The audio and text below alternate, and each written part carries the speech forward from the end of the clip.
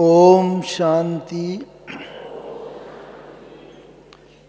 एक बार हम सभी मिलकर के उस रीति से ओम ध्वनि करेंगे जैसा कि यज्ञ के आदि में ब्रह्मा बाबा के साथ साथ सभी ब्राह्मण वत्स किया करते थे।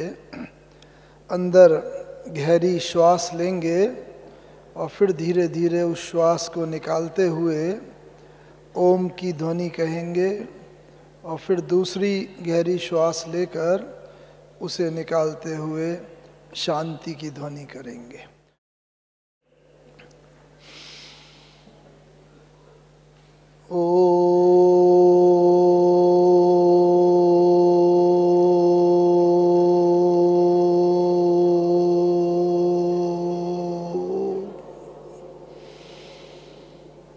शांति।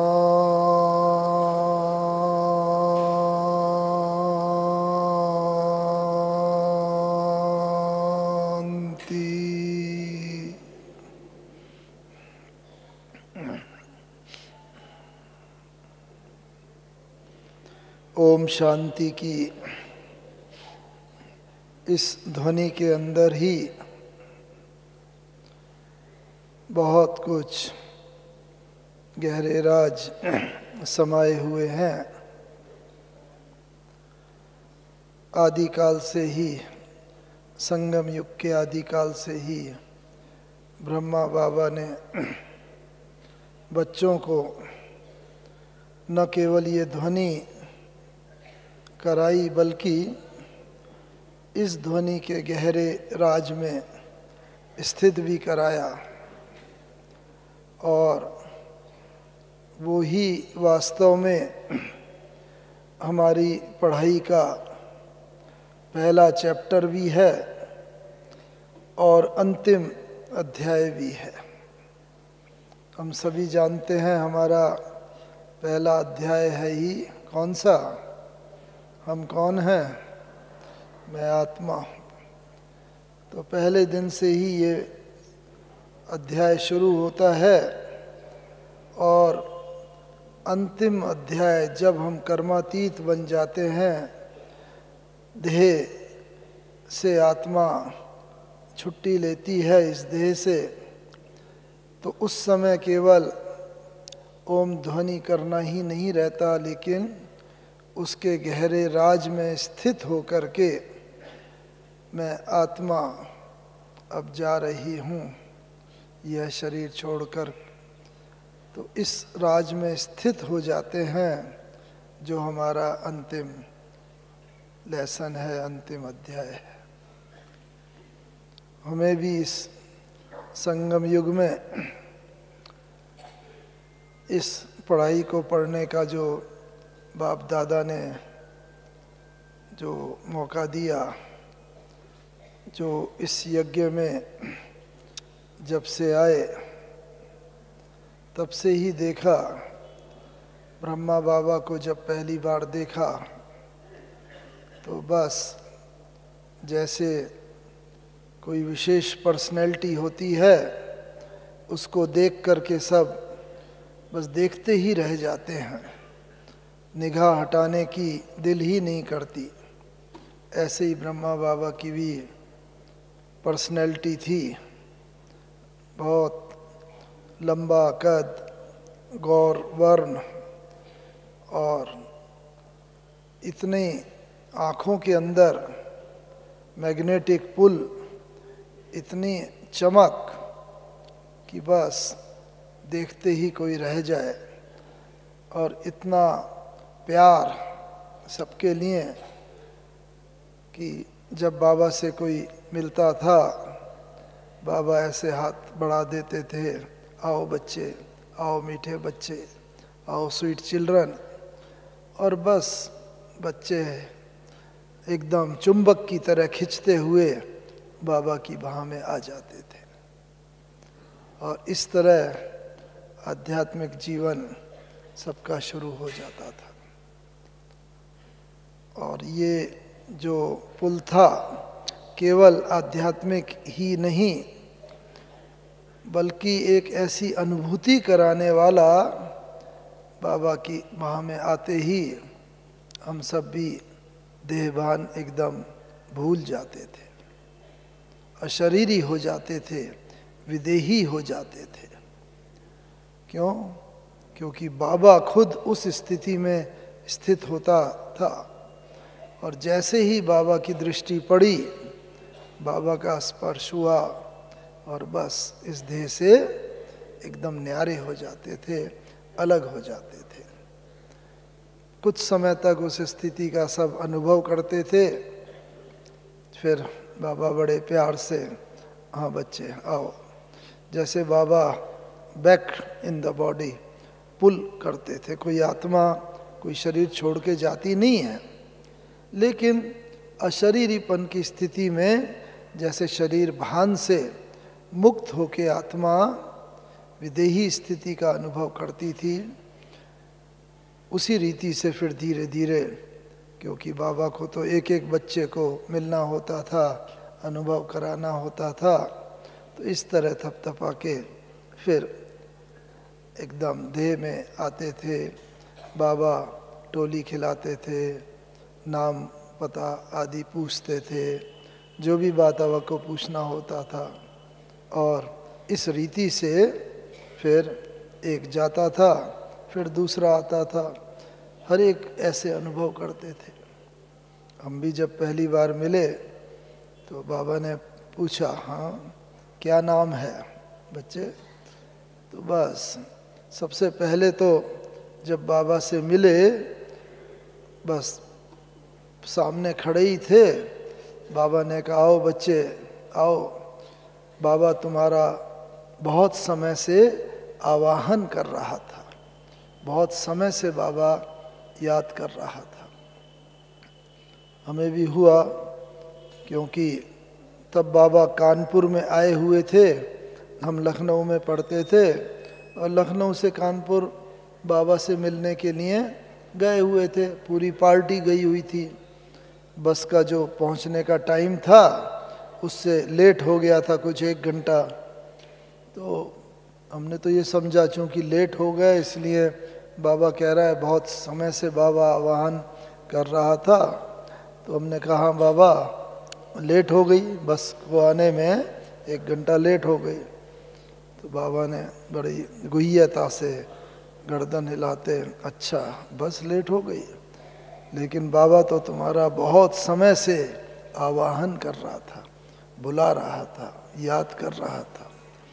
तो बाबा की तो हर बात में रहस्य भरा होता है। तो बाबा का भाव क्या रहा होगा, कितने समय से? हाँ, 5000 वर्ष से। हम सब बच्चे बाबा से 5000 वर्ष के बिछड़े हुए हैं ना। तो इसीलिए बाबा से जब बिछड़े हुए थे तो बाबा जैसे हम सभी बच्चों का आवाहन करता है, और फिर भी कुछ विशेष बच्चों के निमित्त बाबा को संदेश देना होता है। तो बाबा से फिर मिले, बाबा ने पूछा क्या नाम है? तो हमारा वास्तव में नाम है श्री, होता है श्री लक्ष्मी, श्री नारायण, तो श्री फर्स्ट नेम। तो बाबा ने कहा श्री, अच्छा क्या नाम बच्चे फिर से? तो फिर बताया बाबा को। तो बाबा तो बड़े जॉली स्वभाव के थे, बच्चों के साथ बच्चे, यंग के साथ यंग, वृद्धों के साथ वृद्ध जैसा हर एक को ये लगता था बाबा मेरा है। उसके साथ यही तो विश्व महाराजन की के द्वारा सबको अनुभूति होती है, ये राजा मेरा है, महाराजन विश्व महाराजन। तो बाबा से हर एक को ये अनुभूति होती थी। हमें भी बाबा से उस समय ये अनुभूति हुई। बाबा ने जब कहा श्री, तो बस बाबा ने फिर याद करा, वहीं पर दादी गंगे दादी थे, कानपुर की बात है ना, बड़ी दादी मनमोहनी दीदी, बाबा के साथ तो सब ये होते थे। तो बाबा ने कहा आओ आओ आओ दादी, आओ आओ दीदी, आज बाबा को एक बच्चा मिला है, हाँ कौन, जो बाबा से भी श्रेष्ठ है। ऐसा हो सकता है? हाँ, हंसी चिट चैट की बात, ऐसा तो होता नहीं। बाबा तो नंबर 1 आत्मा, लेकिन क्यों बाबा ने चिट चैट में कहा, उसका भी राज बाबा ने फिर खोला। बाबा ने कहा देखो बच्चे, श्री तो किसके आगे लगा सकते हैं? श्री किसका नाम होता है? हम किसके आगे लगाते हैं श्री? हाँ, श्री लक्ष्मी, श्री नारायण, जिनकी आत्मा भी पवित्र और शरीर भी पवित्र। और अभी तो इस संगम युग में या कलयुग में किसी की ना आत्मा पवित्र है ना शरीर पवित्र है। आत्मा, शरीर भी विकारों की उत्पत्ति है और आत्मा भी 5000 वर्ष का चक्कर लगाते लगाते पतित बन गई है सभी की आत्माएं। तो इसीलिए श्री तो लगाने के उपयुक्त है नहीं। तो बाबा ने कहा देखो अभी तो ब्रह्मा बाबा भी श्री नहीं कह सकता, तो तुम कैसे श्री कह सकते हो? तो इसीलिए बाबा आज से तुम्हारा नाम बदल के मोहन कर देता है। अभी मोहन संगम युग का नाम और श्री जैसा बनना है। तो इस तरह बाबा ने नाम बदल दिया और बस तब से अपने यज्ञ में पुराना नाम तो भूल ही गए, जैसे नहीं मोहन नाम से जाने लगे। तो बाबा के ये केवल कुछ बच्चों को ही बाबा नाम बदलता है देता है, लेकिन वास्तव में देखा जाए तो सभी बच्चों के नाम बाबा बदलता है, हर एक के। क्योंकि बाबा जब से हमारा आध्यात्मिक जीवन शुरू होता है तब से बाबा चाहता है हम पुरानी बातें बिल्कुल भूल जाए। जो हमारे संबंध संपर्क, भूलने का मतलब ये नहीं कि उन्हें छोड़ दें, उनके साथ कार्य व्यवहार करना है, लेकिन बुद्धि से जैसे ये रहे ये मेरा नया जन्म है और नया जन्म से के आधार पर हमें बाबा और बाबा की सेवा, जो बाबा कहता है वो बातें याद रहे। पुरानों के संबंध के साथ निमित्त व्यवहार करना है, रहना है, उनको भी ज्ञान का आदान प्रदान करना है, लेकिन समझना यही है कि मेरा नया जन्म हुआ है और जब नया जन्म होता है तो पुरानी बातें तो सब भूल जाती हैं। तो इस रीति से ये हमारा आध्यात्मिक जन्म शुरू हुआ। और फिर ये बात 62-63 की है। उसके बाद फिर तभी हमारा सिलेक्शन हुआ था इंजीनियरिंग कॉलेज में, वहाँ पर जाना था पढ़ने के लिए, लेकिन हमने बाबा को कहा बाबा हमारी तो इच्छा नहीं है, क्योंकि वहाँ जाके हॉस्टल में रहना पड़ेगा और अपवित्र खाना भोजन खाना पड़ेगा, इसीलिए नहीं जाते। तो बाबा ने कहा नहीं बच्चे, तुम्हें जाना है, इंजीनियरिंग ये पढ़ाई पढ़नी है, तुम्हारे द्वारा तो बहुत बाबा को आगे सेवा करानी है देश विदेश की, बड़े बड़े व्यक्तियों की, इसलिए तुम्हें तो जाके ये पढ़ना है। बाकी भोजन ये तो बड़ी छोटी सी बात है, क्योंकि जब हम अपनी दृष्टि से सृष्टि को पवित्र कर लेते हैं, सृष्टि पवित्र बना देते हैं, तो क्या हम कुछ समय के लिए भोजन को पवित्र नहीं बना सकते? तो देखो, एक तरफ तो बाबा ने इस बात का बल दिया, क्योंकि उस समय ज्ञान में भी हम कुछ महीने के कुछ नए ही थे, लेकिन साथ ही साथ बाबा ने ऐसी युक्ति रची कि जहाँ पढ़ने गए थे वहाँ सेंटर तो था नहीं, लेकिन बाबा के पत्र इतने आते थे, अच्छे हिम्मत भरे हुए पत्र, मुरली आती थी कि कुछ महीनों में ही बाबा ने वहाँ पर सेवा केंद्र सेंटर खुलवा दिया। और बस सेंटर खुल गया, फिर तो बाकी 4 साल तक वहाँ पर सेंटर पर भोजन भी किया और पवित्र भोजन भी। तो शुरू में देखो बाबा ने कुछ महीने, 2-4 महीने ये हिम्मत दी कि ये इसको भोजन को पवित्र करके खाओ, और फिर बाबा ने सेंटर भी खुलवा दिया और पवित्र भोजन भी मिलता रहा। तो ये बाबा की युक्ति युक्त होती है कि किस प्रकार से बाबा एक एक बच्चे की मदद भी करता है, हिम्मत भी देता है, लेकिन साथ ही साथ अगर कठिनाई होती है तो मार्ग भी प्रशस्त करता जाता है।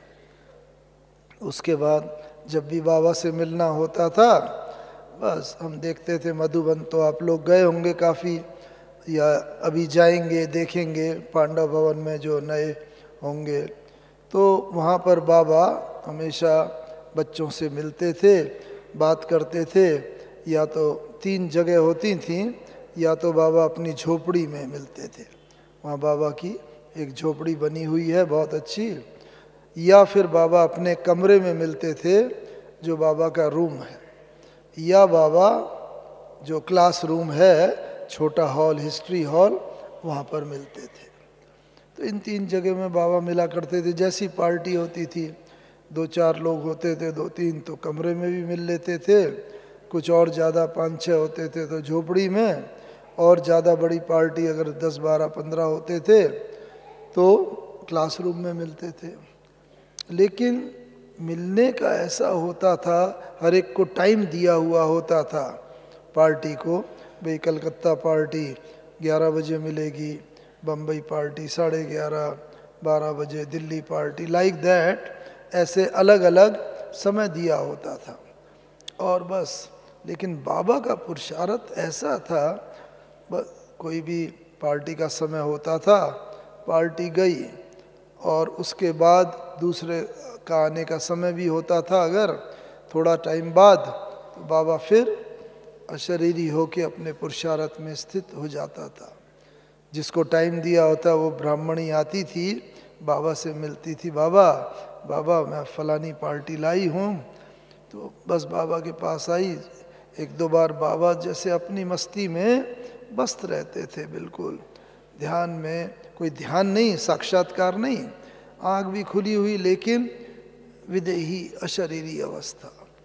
तो जब टीचर आती थी कहती थी बाबा बाबा, तो कई बार बाबा को जैसे ना थोड़ा ऐसे जर्क जैसा भी महसूस होता था, अच्छा बच्ची आई हो पार्टी लेके, अच्छा आओ ले आओ, सब आते थे मिलते थे और उसी रीति से फिर बाबा के पास आकर के वही अनुभव करा करते थे।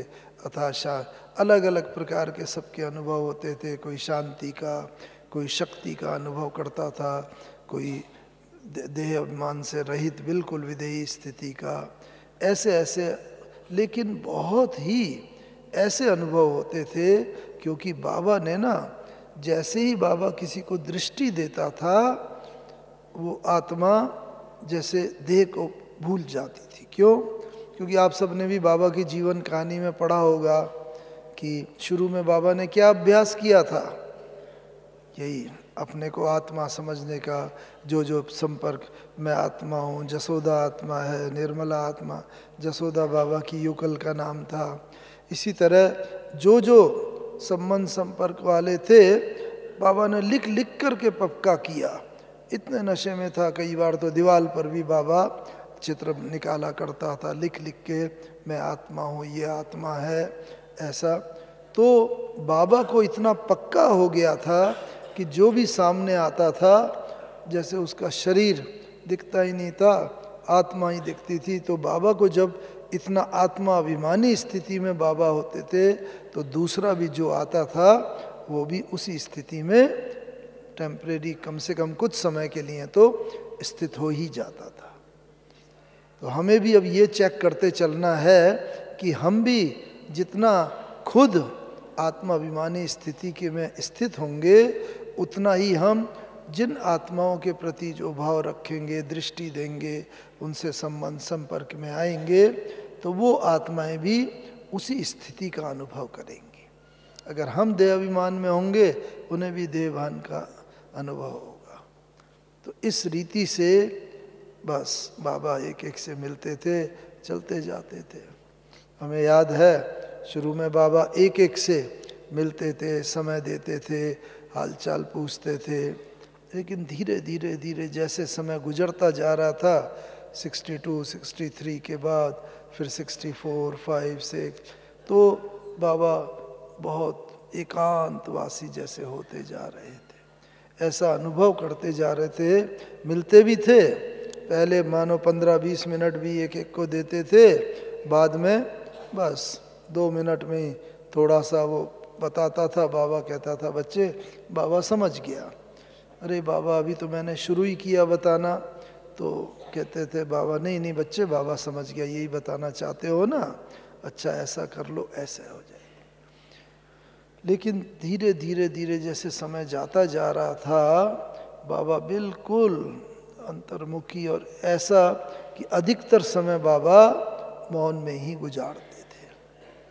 सबसे मिलते थे, बात भी करते थे, यज्ञ का कारोबार भी था, वो सब भी था, लेकिन जितना भी समय मिलता था बाबा अशरीरी होके बस उस स्थिति का अनुभव, और सब जगह सकाश, शक्ति, वाइब्रेशन, इतना स्पिरिचुअली चार्ज मधुबन का, वो सब जैसे बाबा के ही शुरुआत पुरुषार्थ से वो संपन्न हुआ।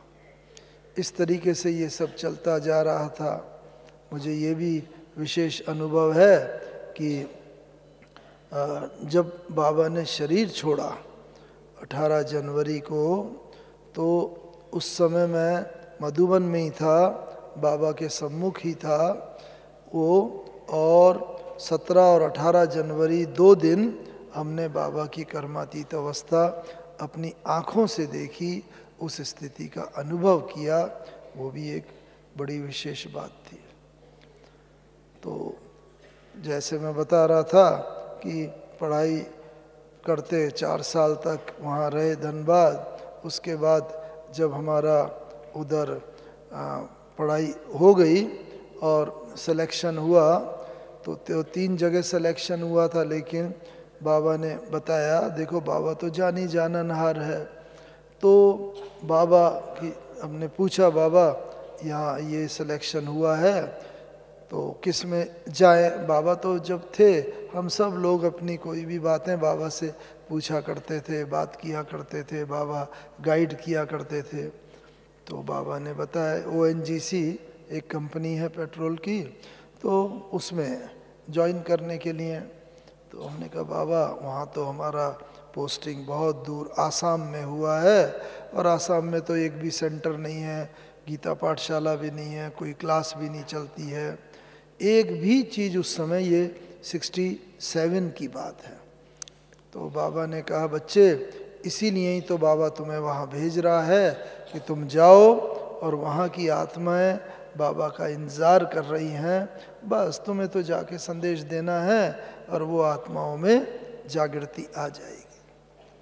तो वहाँ पर गए, वास्तव में जैसा बाबा ने बताया था, थोड़ा सा पुरुषार्थ किया, शिव बाबा के चित्रों पर समझाते थे। वहाँ पर लेक थी, लेक के किनारे मंदिरों में जा कर के, उस समय और सब तो बहुत ज़्यादा सेवा के साधन थे नहीं, लेकिन ये जो भी चित्र, मुख्य 4 चित्र होते थे, वो सब समझाते थे। और देखा कि थोड़े समय में ही बहुत बाबा के बच्चे वहाँ पर निकले। और बाबा को काम कराना होता है ना, तो बाबा कैसे कराता है कि बहुत बहुत वहाँ पर शुरू में मारवाड़ी माताएं बहुत सारी निकले, और उसमें हमारा कोई भी पुरुषार्थ नहीं होता था, लेकिन बस थोड़ा सा ज्ञान सुनाते थे और वो आत्माएं ध्यान में चली जाती थी, साक्षात्कार में। और वहाँ जाके बस बाबा के संग का अनुभव, कोई कृष्ण के साथ का अनुभव, जैसा यज्ञ के शुरू में सुना है ना, वो वैसे ही बस ध्यान लक्ष्मी नारायण के साथ, कोई कृष्ण के साथ रास कर रहे हैं और सब खेल कूद कर रहे हैं उसी नशे में ही। और थोड़े समय में ही वहाँ पर एकदम आसाम में ये फैल गया, शिव सागर और तिनसुकिया उस इलाके में, कि यहाँ तो भगवान का साक्षात्कार होता है। और इस रीति से काम तो बाबा का है, हम बच्चों में तो किसी में कोई हिम्मत है नहीं, शक्ति नहीं है, लेकिन बाबा को सेवा वहाँ जमानी थी, इस कारण से ऐसे अनेक आत्माओं को वहाँ पर साक्षात्कार होने लगे। और इस रीति से वहाँ पर बहुत मकान भी मिल गया, क्लासेस भी होने लगी, और इस तरीके से सेवा बढ़ने लगी।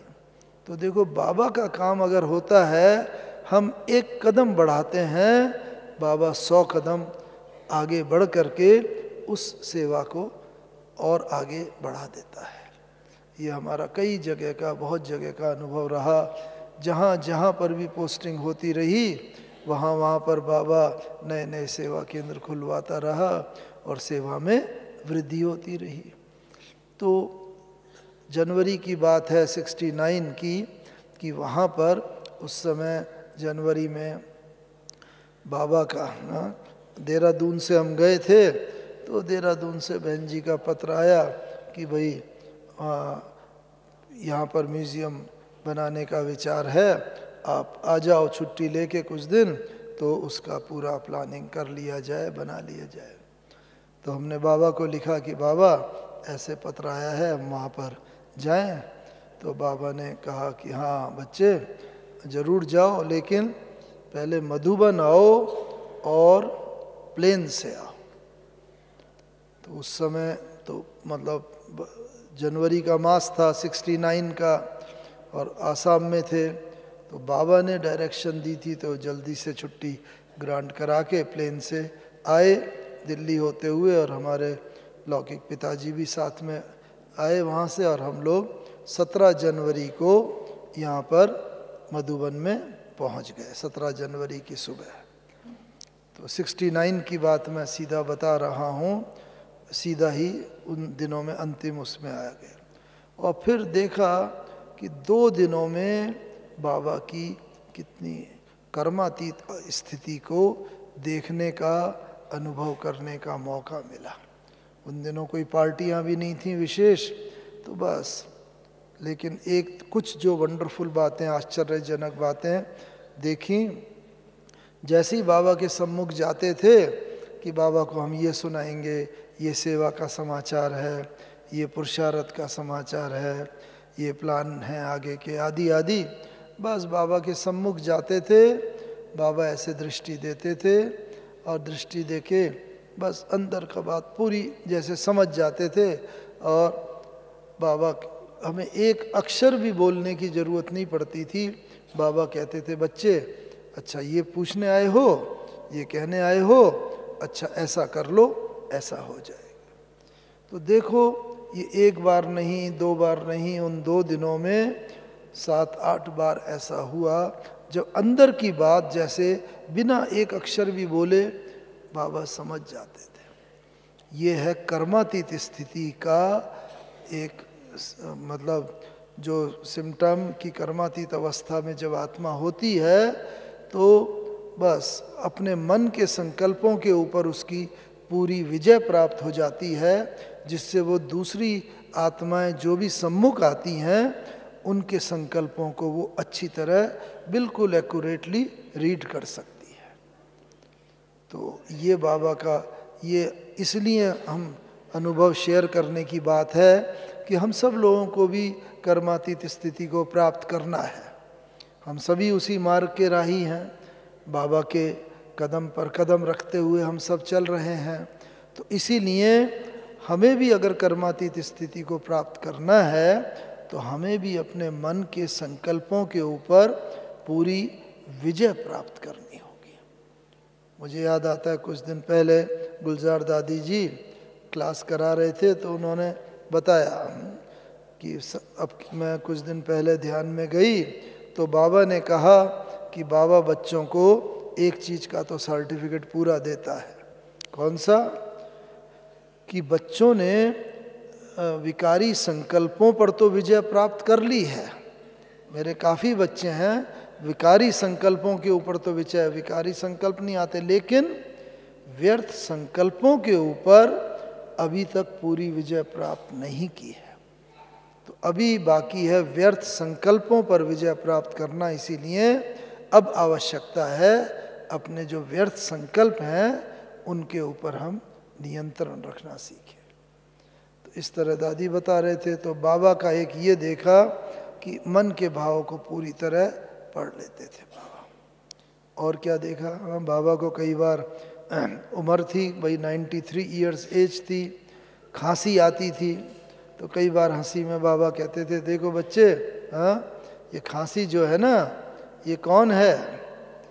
ये बाबा की सखी है, फ्रेंड है।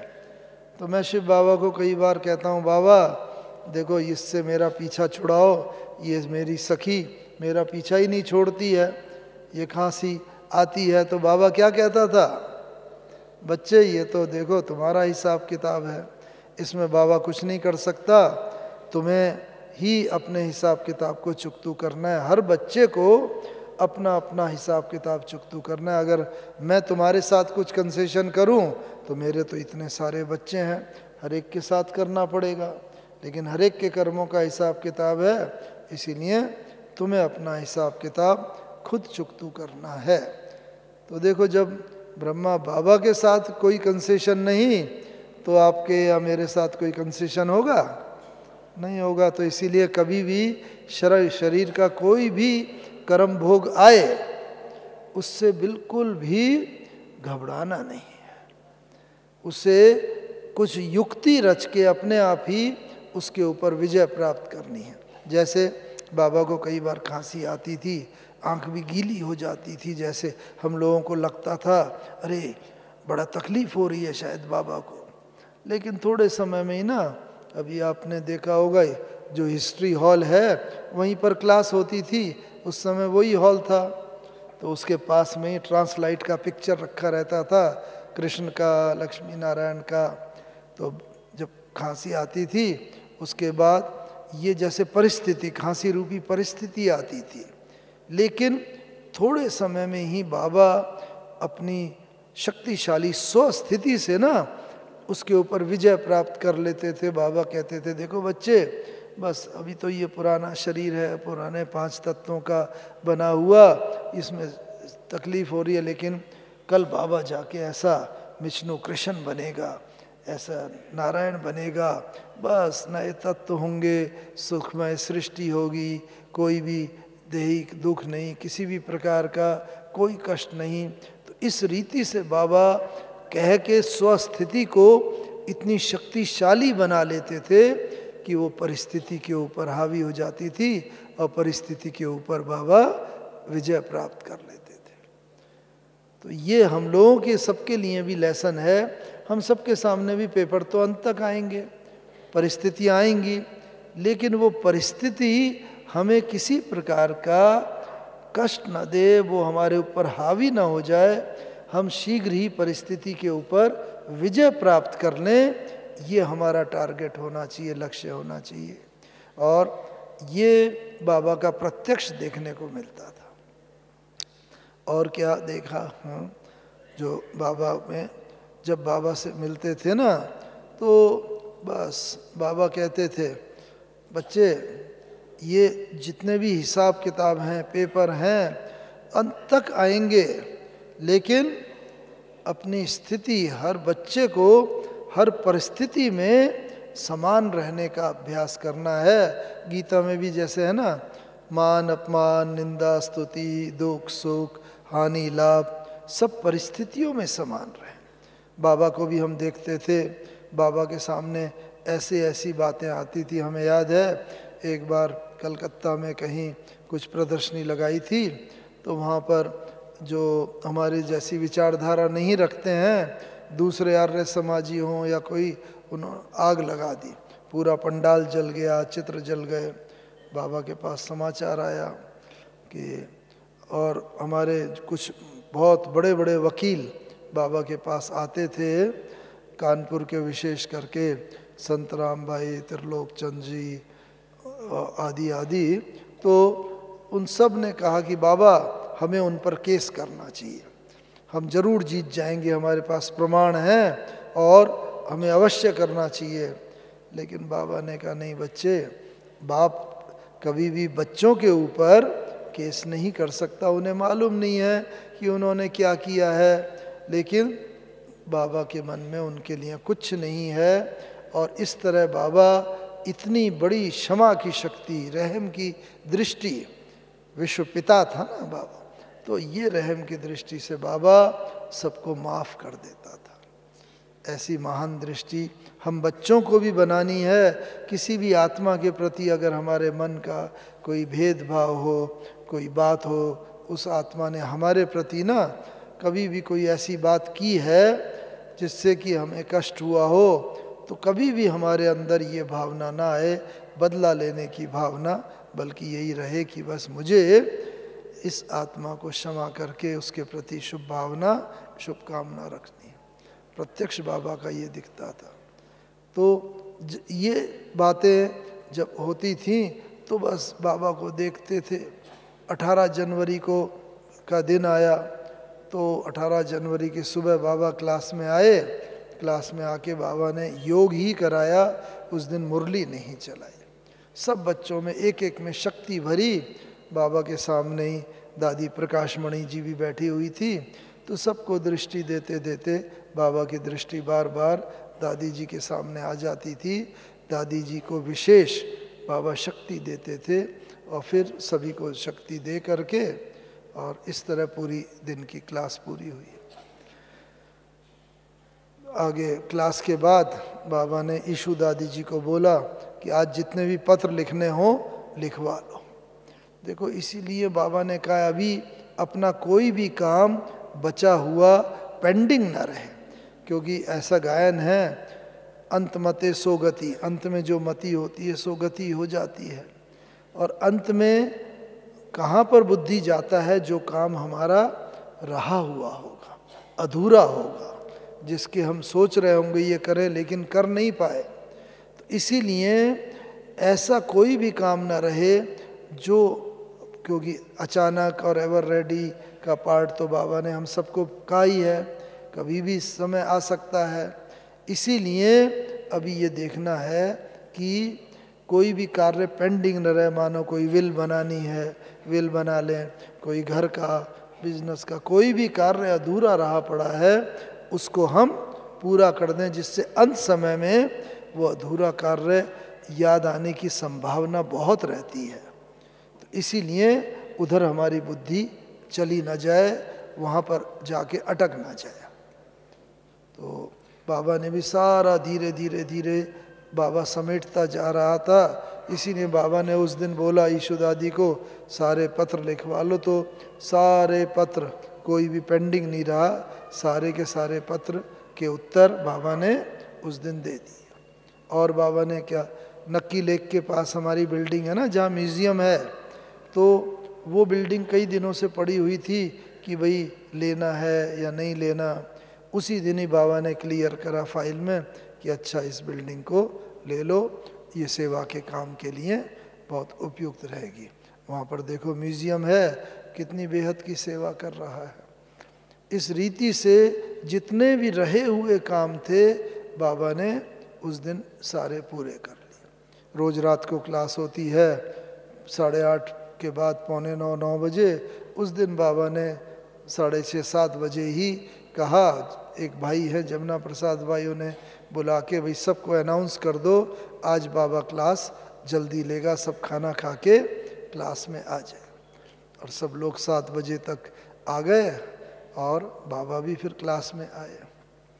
तो उस दिन क्लास की ये विशेषता थी कि बाबा ने जो मुरली चलाई, बाबा को एक बार भी न तो खांसी आई, न गला साफ करने की ज़रूरत पड़ी, जो इस बात का सूचक है कि जब कर्मातीत अवस्था आत्मा की होती है तो शरीर के जितने भी कर्म भोग हैं उन कर्म भोग के ऊपर हमारा योग बल संपूर्ण रीति से विजय प्राप्त कर लेता है।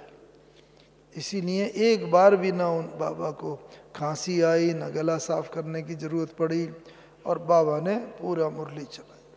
और देखो एक आश्चर्य की बात हम और बताते हैं, हम भी सामने बैठे हुए मुरली सुन रहे थे 18 जनवरी की अंतिम मुरली, और बैठे बैठे ही हमारे मन में विचार आया, अरे कितना अच्छा हो बाबा कोई हमारा नाम लेके हमारे प्रति कुछ महावाक्य उच्चार दे। और बस मन में संकल्प आने की देर नहीं हुई, और बाबा की तो कर्मातीत अवस्था थी। भक्ति मार्ग में भी कहते हैं ना, भक्त के मन में कोई इच्छा होती है भगवान उसे पूरी करता है। तो इस रीति से भक्त की, तो हम सब भी तो बाबा के जन्म जन्मांतर के भक्त हैं, और यहाँ पर बच्चे बने हैं संगम युग में, फिर द्वापर युग से बाबा का जो वो होगा, हम सब लोग भी बस ऐसे ही नंबरवार पुरुषार्थ अनुसार अनेक भक्त आत्माओं के इष्ट देव बनेंगे, और हमारे इष्ट देव इष्ट देवी तो बाबा मामा ही लक्ष्मी नारायण के रूप में हैं। तो इस रीति से मन में संकल्प चला, और बाबा ने तुरंत ही नाम लेकर के उस मुरली में महावाक्य हमारे लिए उच्चार दिए, जो कि आज तक भी हमारे लिए एक गाइडलाइन और बहुत मार्ग प्रदर्शक बने हुए हैं। तो देखो हमारे मन में बाबा कहता है अभी संकल्प ऐसे हों जो कि कोई भी कमजोरी का संकल्प ना हो, शक्तिशाली संकल्प हो। उसके बाद बाबा मुरली चला के थोड़ा हॉल से बाहर गए और हॉल से बाहर जाके बाबा ने कहा अच्छा बाबा बच्चों से छुट्टी लेता है, विदा लेता है। और कह के बाबा ने उसके बाद बाबा अपने कमरे में गए और बाबा ने ये शब्द पहले कभी भी नहीं उच्चारे, इतने साल यज्ञ में कभी भी 33 वर्षों में नहीं उच्चारे जो उस दिन उच्चारे। और उसके बाद बाबा कमरे में गए और जैसा हम सब ने सुना है दादी जी के हाथ में हाथ अपनी शक्तियों की विल करते हुए बाबा ने देह त्याग किया। लेकिन आश्चर्य तो उसके बाद देखा हमने कि 18 जनवरी की रात को बाबा ने देह त्याग किया और 18 की रात भर बाबा का शरीर रखा रहा।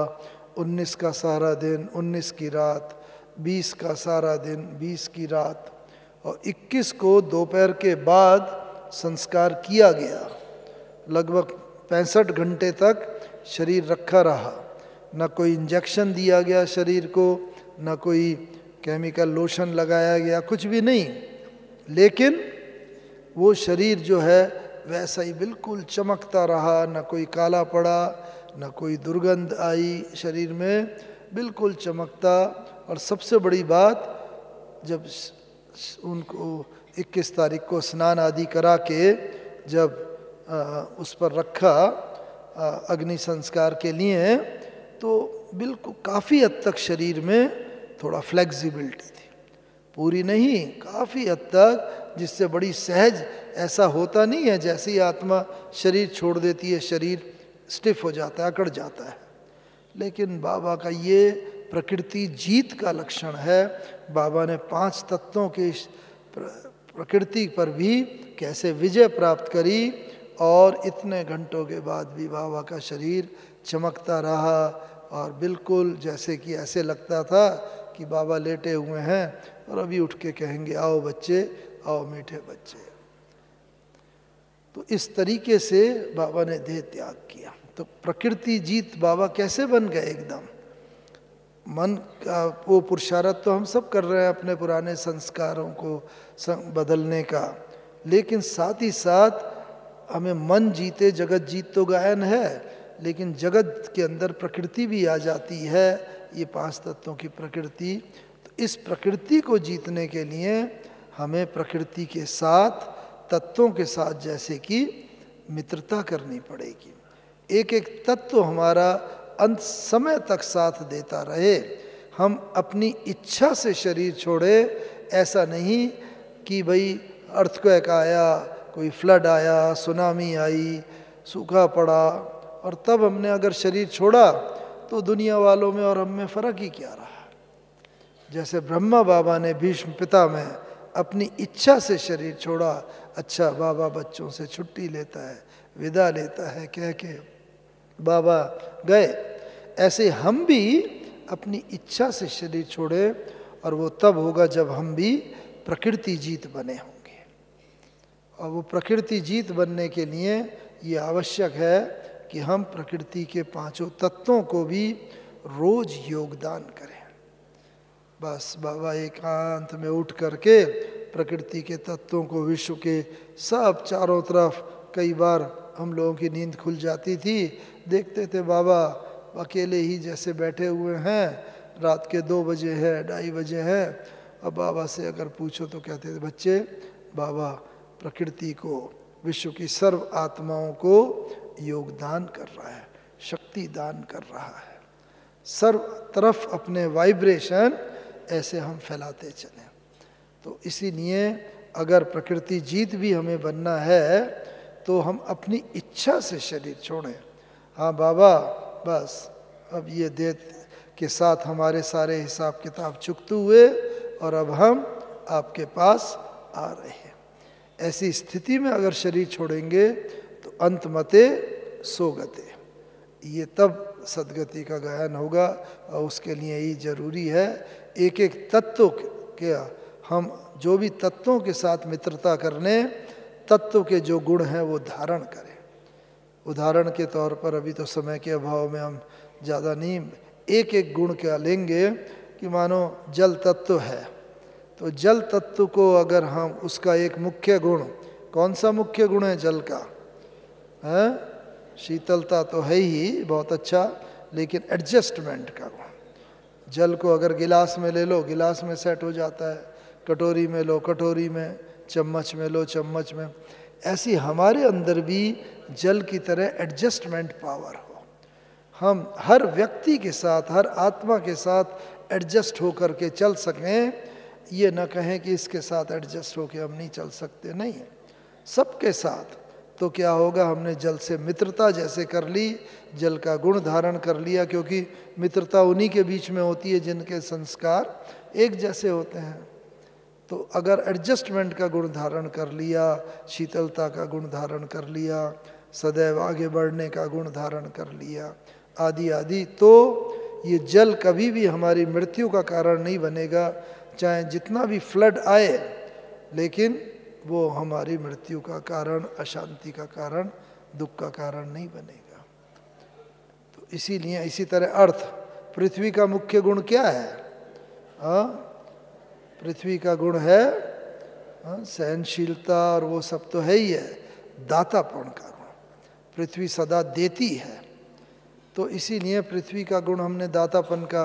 हमारे सम्मुख जो भी आए खाली हाथ ना जाए। कोई स्थूल चीज़ देने की बात नहीं है, उससे प्रेम का भाव प्रकट हो, सद्भावना हो, सहयोग हो, उसको शुभ भावना हो, उसके प्रति शुभकामना। जितनी पॉजिटिविटी है इसमें तो कोई खर्चा होता नहीं। तो अगर ये गुण पृथ्वी का धारण कर लिया, तो जितना भी अर्थक्वेक आएगा, भूचाल आएंगे, उससे पहले ही, कुछ क्षण पहले ही हमारे पांव वहाँ बढ़ेंगे जहाँ सेफ्टी होगी। भूचाल के कारण अगर हमने भी दुनिया वालों की तरह शरीर छोड़ दिया, तो हमारे और उनमें क्या फ़र्क रहा? हम, बाबा ने कहा, मैं एक एक बच्चे की रक्षा के लिए बंधा हुआ हूँ, बस आवश्यकता है क्लीन और क्लियर बुद्धि की। मैं टच करवाऊंगा, एक एक बच्चे को टच अभी भी होता है समय पर, लेकिन अगर बच्चों की बुद्धि क्लीन क्लियर होगी, उसे कैच करके वो तुरंत सेफ्टी की तरफ अपने आप उनके पांव बढ़ जाएंगे। इसी तरह वायु का सबसे बड़ा गुण क्या होता है? वायु, बहुत साइक्लोन आएंगे बाद में, तूफान आएंगे, लेकिन हम सदा हल्के रहेंगे। वायु का गुण धारण कर लिया तो बाद में चाहे जितने भी वो साइक्लोन आते रहें, ये पवन जो है, वायु जो है, हमारी अशांति का, दुख का, मृत्यु का कारण नहीं बन सकती, क्योंकि वायु से हमने मित्रता कर ली, वायु का गुण हमने धारण कर लिया। तो अंत समय में वायु बंधी हुई है हमें, हमारी रक्षा के लिए। इसी तरह सूर्य का गुण क्या होता है? अग्नि का। अग्नि में जो चीज़ डालो उसका रूप परिवर्तित हो जाता है। तो बाबा ने कहा आपका भी अंत में अग्नि स्वरूप की, जो वॉल्केनिक योगा है, जो ऐसा योग हो, ज्वालामुखी योग जो बाबा ने कहा है, कि उसके अंदर जो भी आए उसका रूप बदल जाए। बाबा ने कहा अंत में बहुत आत्मा आएंगी, रोती हुई आत्मा आए, हंसती हुई चली जाए, उसका रूप बदल जाए। दुखी आत्मा आए, सुख के सागर में लहराती हुई चली जाए। अशांत आत्मा आए, शांति में स्नान करती हुई चली जाए, उनके रूप बदल जाए। वो कब होगा? जब हमारा ज्वालामुखी योग होगा, ऐसा अग्नि का रूप होगा। और बाद में आकाश, उसमें कौन सा बड़ा गुण होता है? विशालता। इतना महान, पूरे संसार का आकाश जैसे एक ही है, ऐसे हम अपने हृदय में भी इतनी विशालता अगर धारण की होगी, तो आकाश की तरह कोई भी आए, किसी ने हमारे साथ कितना भी खराब किया हुआ हो, हम उसे भुला दें, क्षमा कर दें। और जितना हमारे अंदर क्षमा की भावना होगी, उतना उतना वो हमारे अंदर महानता का वो आत्मा अनुभव करेगी। और आकाश मार्ग से आने वाली जो भी विनाशकारी चीज़ें होंगी वो हमारा कुछ भी बिगाड़ नहीं सकती। क्यों? क्योंकि आकाश को जब हमने अपना मित्र बना लिया तो आकाश मार्ग से आने वाले, चाहे क्लाउड बर्स्ट हो, रॉकेट हो, बम हो, मिसाइल हो, रॉकेट हो, कोई भी, वो हमारे मृत्यु का कारण नहीं बन सकती, क्योंकि आकाश तो हमारा मित्र हो गया। समय पर बाबा बंधा हुआ है हम बच्चों की रक्षा के लिए। बस बाबा चाहता है बच्चों की बुद्धि क्लीन और क्लियर हो जाए। तो इसलिए इन सब तत्वों को ये धारण करते हुए हम आत्माओं को भी प्रकृति जीत भी बनना है, और प्रकृति जीत के साथ साथ बाबा माया जीत, मन जीत तो हमें बना ही रहा है। और इसलिए जितना जितना हम प्रकृति जीत होते जाएंगे, अंत समय के जितने भी पेपर होंगे उनको बिल्कुल क्लियर करते हुए, पास करते हुए सहज रीति से हम अपने घर परम धाम चले जाएंगे। ओम शांति, ओम शांति।